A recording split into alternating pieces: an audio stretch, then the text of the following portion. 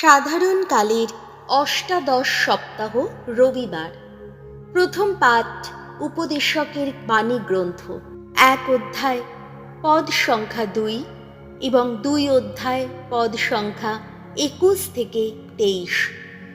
এত পরিশ্রমে সঞ্চিত ধন সম্পদ সে তো মায়া ছাড়া আর কিছুই নয়।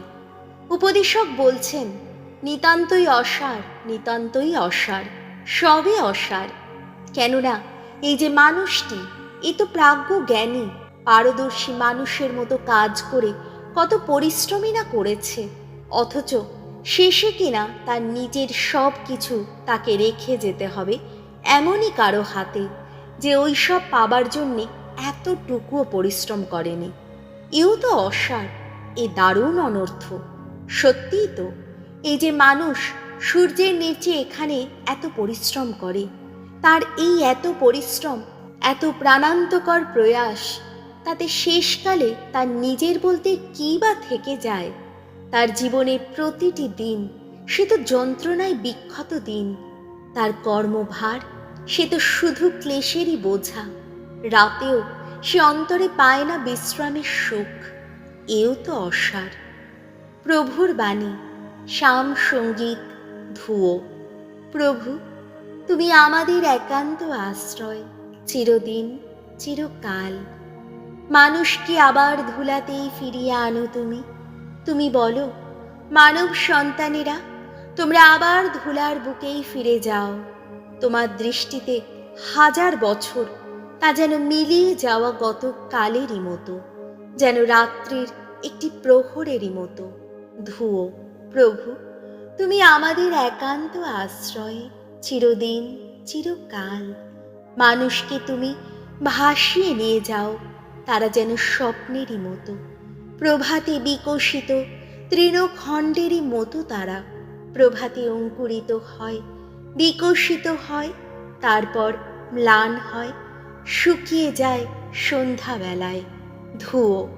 প্রভু, তুমি আমাদের একান্ত আশ্রয়, চিরদিন চিরকাল। আমাদের বুঝতে শেখাও, ওগো কদিনই বা জীবনের আয়ু। আমাদের অন্তরে যেন জেগে ওঠে পরম জ্ঞান।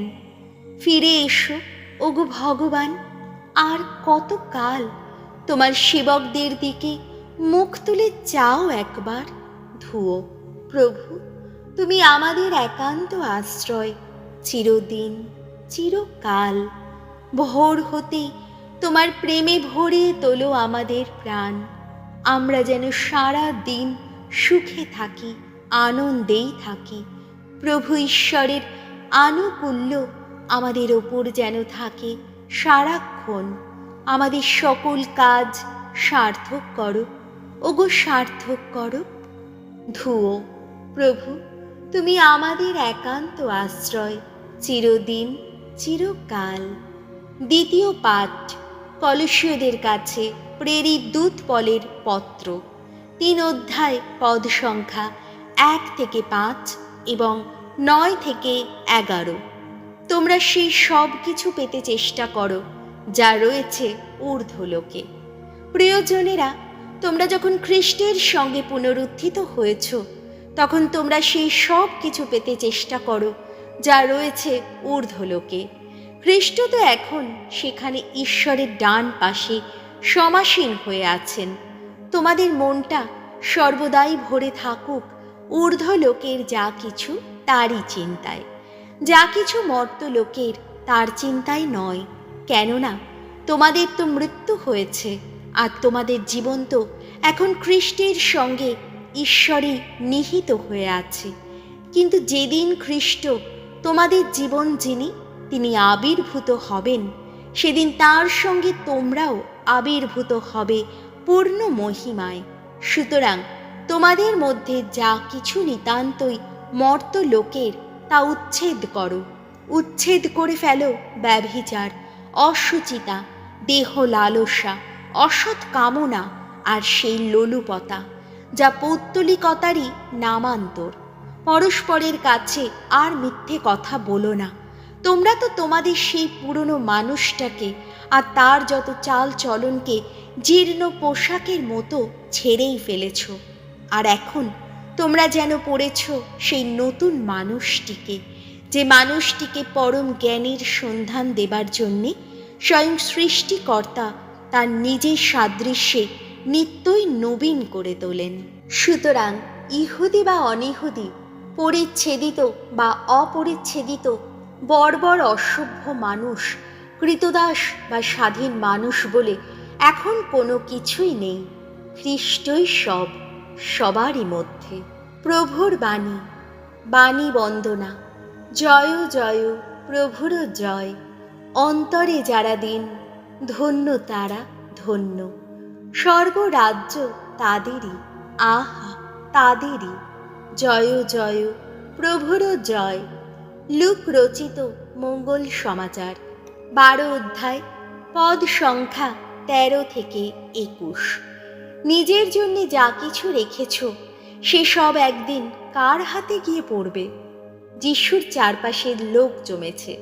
ভিড়ের মধ্য থেকে হঠাৎ একজন যিশুকে বলল, গুরু, আমার ভাইকে একবার বলুন সে যেন আমার পৈতৃক সম্পত্তির ভাগটা আমাকে দিয়ে দেয়। উত্তরে যিশু বললেন, বন্ধু, তোমাদের নিজেদের ব্যাপারে কোনো বিচার বা নিষ্পত্তি করার অধিকার কি আমাকে দিয়েছে? তারপর তিনি সকলকে লক্ষ্য করে বললেন, সাবধান, সব রকম লোভের হাত থেকে নিজেদের বাঁচাও তোমরা। কেননা মানুষের অপর্যাপ্ত ধন সম্পত্তি থাকলেও তার জীবিত থাকা কিন্তু সেই সম্পদের ওপর মোটেই নির্ভর করে না। যিশু তারপর লোকদের এই উপমা কাহিনীটি শোনালেন। একজন ধনী লোকের জমিতে প্রচুর ফসল হয়েছিল। সে মনে মনে ভাবতে লাগলো, এখন আমি কি করি? আমার এই ফসল জমিয়ে রাখার মতো জায়গা তো আমার নেই। তখন সে নিজেকে বলল, একটা কাজ করা যাক, আমার যত গোলাবাড়ি আমি বরং ভেঙে ফেলি, তারপর সেখানে আরো বড় কয়েকটা গোলাবাড়ি তৈরি করি। সেখানেই আমার যত শস্য ও যত সম্পদ আমি জমিয়ে রাখবো। তারপর নিজেকে বলবো, ও হে, তোমার তো অনেক সম্পদ জমা হয়েছে, অনেক অনেক বছরের মতো। এখন একটু বিশ্রাম করো, খাও দাও, ফুর্তি করো। কিন্তু ঈশ্বর তাকে বললেন, ও হে মূর্খ, আজ রাতেই যে তোর প্রাণটাকে তোর কাছ থেকে ফেরত চেয়ে নেওয়া হবে। তখন নিজের জন্য যা কিছু রেখেছিস তুই, সেসব কার হাতে গিয়ে পড়বে? যিশু এরপর বললেন, যে লোক নিজের জন্য সম্পদ সঞ্চয় করে রাখে অথচ ঈশ্বরের দৃষ্টিতে নিশ্চয়ই থেকে যায়, তার অমন দশাই ঘটে। প্রভু যীশু খ্রিস্টের মঙ্গল সমাচার।